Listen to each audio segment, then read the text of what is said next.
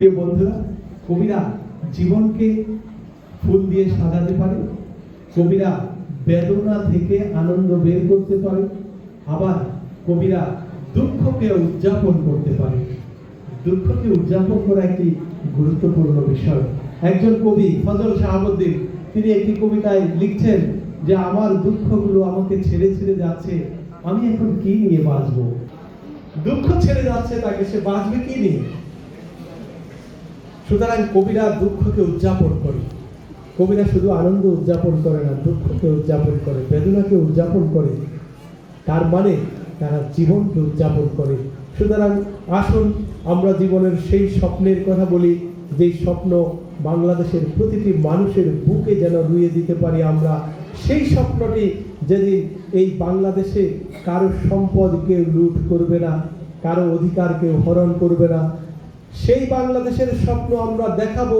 এবং দেখতে চাই কোনো শাসক তার ব্যক্তিগত কারণে রাষ্ট্রকে লুট করবে না, কোনো শাসক তা অবৈধভাবে সম্পদকে হস্তগত করবে না, মানুষ খুন করবে না।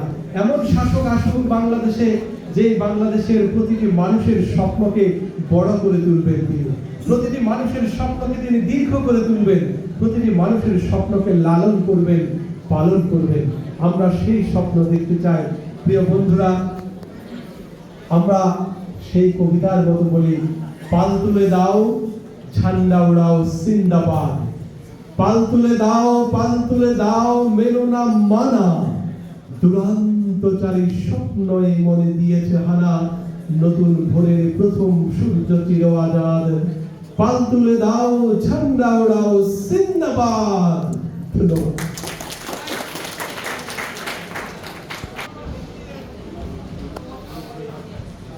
ধন্যবাদ। এ পর্যায়ে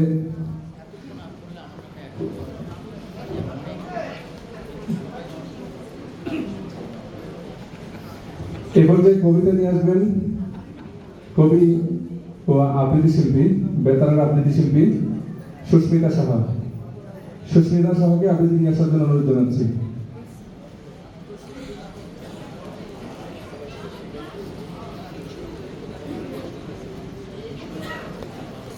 শুভ সন্ধ্যা।